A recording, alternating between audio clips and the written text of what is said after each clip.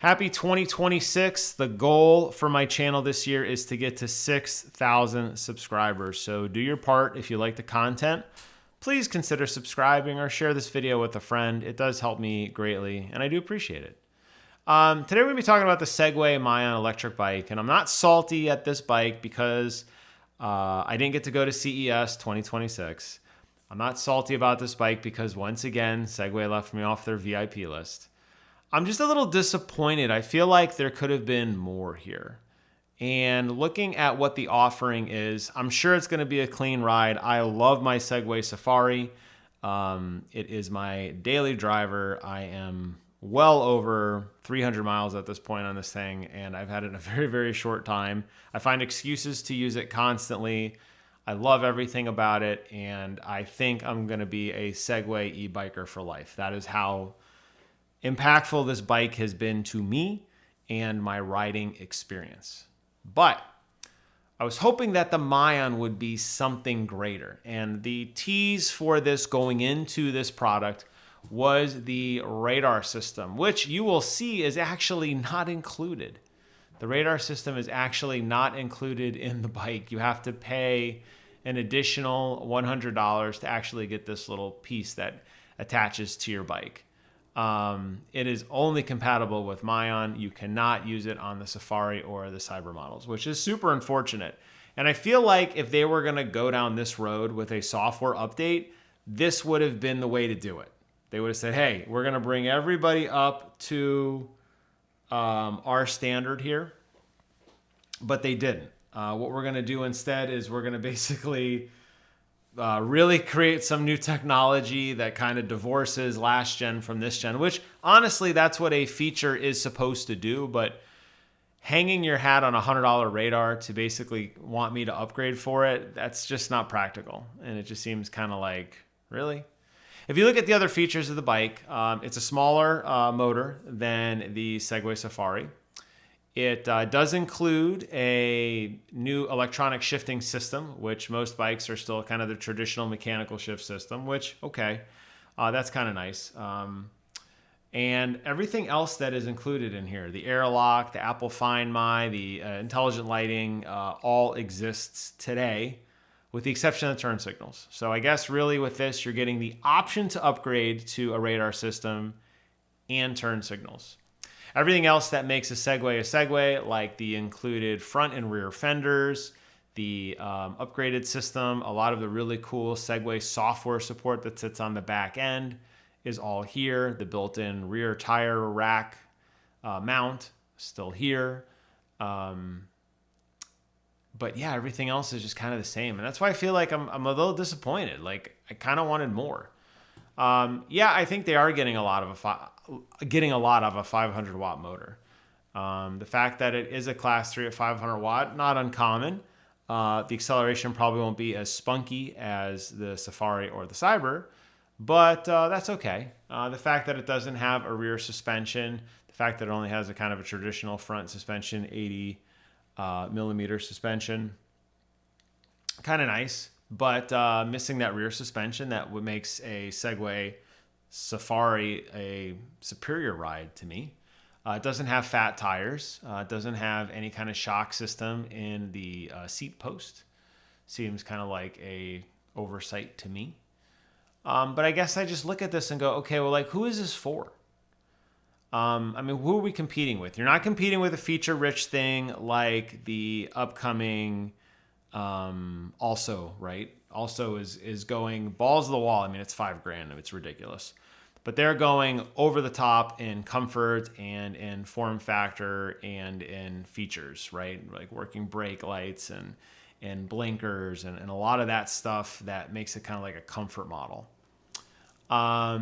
Okay, so you're not really competing with them because you don't have that same feature set. You're not competing with a more exclusive ride with a massive suspension system like a P51, which has a phenomenal suspension system because you took out the rear shock. So this is for who? Well, I guess it's for a first-time biker who doesn't want a fat tire bike. And Segway has been very particular about their offerings, I think, up until now. I think they have an extreme over-the-top, basically roadster bike that you can't even really ride on regular streets in the Cyber. And then you have a cutting-edge electric bike in the Safari.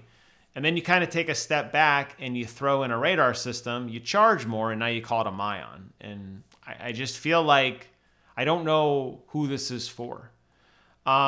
Because you're going to have these cool features, capabilities with this fine gear tuning where you have all this electric stuff where you can tune the gear in a very discreet way. An entry-level e-bike rider is not going to use this. An entry-level e-biker is never going to touch this app. They're going to basically pull out a model like an Aventon and just use it. It's just going to work. They're not going to tweak this kind of stuff. So it's like, what are you doing? Is this just like, it's like a weird generation. It's like, well, we wanted to have a bike that had cutting edge technology, but we're going to put it on kind of an old frame. We're not going to put fat tires on, which has kind of become the standard, honestly, and more premium ride because of just how the fat tire soaks up so much of the road vibrations and the bumps. They're going to remove a rear suspension system in favor of an electronic suspension. I don't know. I feel like if you were basically like building a bike and you said, okay, here's your R&D budget, keep it under $2,000, focus on a core technology that's going to drive riders to this product over the plethora of e-bikes that have flooded the market in the last few years. So they said, hey, safety. Safety is a very important thing. We're going to include this radar system. We're going to include front and rear, blinkers, and it's going to be a safer ride. It's like, okay, I guess that's a starting point. But is it enough? Are entry-level bikers going to buy a bike for safety? No. Are experienced bikers going to give up a feature-rich bike in exchange for safety? No. So again, like you put all your eggs in one basket and it's the safety basket, like just seems a little weird to me. Now, the nice thing is all of the great features that Segway has kind of sharpened their teeth on that you see here in the app, with the ability to airlock and to set up the bike and some of the upgrades and seeing when it's charging and password protect systems and all this kind of stuff. It exists and it's still there and it's awesome. And I'm glad that they've carried that feature-rich set over. It's very, very, to me, it's one of the premier softwares you can have on an electric bike. But you look at everything else that they added and it just doesn't really seem like I don't know. It seems like the vision wasn't quite there. What I would like to see out of this bike for Gen 2, if there's a Myon 2, if they decide to do something with this bike next year, or to continue this line down the road, I think they need to focus more on the performance aspect of this. And I think they need to radically drop the price if they're trying to hit that entry-level market. I'm not sure if that's what they're trying to do. But I feel like if you compare this bike to any other bike that exists, it's going to cost more or comparable to other brand bikes that already exist. But the trade-off for what you get versus what you trade off in terms of performance and in terms of some of the features on other bikes, it just doesn't seem like it's there. If you say Aventon is like an out-of-the-box type of bike that you just open and it works, or electric, it doesn't matter, right? You just get it and it just works. Okay, well, this bike is not going to be that because you have to have it assembled by a retailer. Okay. If you say, well, we're looking for something that is a fun cruiser at a 500-watt experience. Agreed.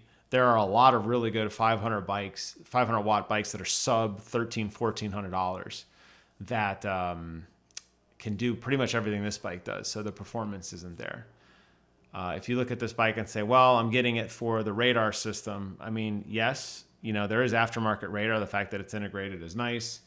But again, I don't think safety is a selling feature. So I don't know about this one, guys. I think Segway missed the mark on this. I'll be really curious to see once the hype dies down You know, you got a lot of videos out right now of people getting the wine and dine experience at CES, and it's the greatest bike they've ever ridden, and they can't wait to get 10 of them, and they're the best. You know, come on, guys. Like, we know that you guys were paid to say that stuff, which is probably why they didn't invite me, because if I was invited to this experience, I'd be like, what the hell are you guys doing?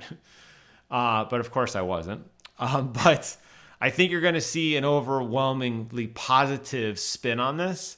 I'll be curious to see in 6-9 months if this price doesn't drop radically, or if Segway heavily pivots on their next generation bike. If they are going to start releasing these annually, we don't know. They've been leaning towards doing that. We don't know if that's what it's going to end up being, but we'll have to wait and see. But for me, at least on paper, that price point with the radar system, I'm just not seeing it.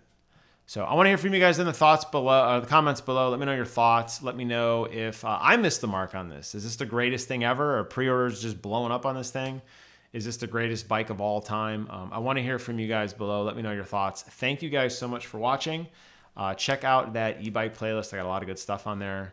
And that'll wrap up today's video. All right. I will see you in the next one. Bye-bye.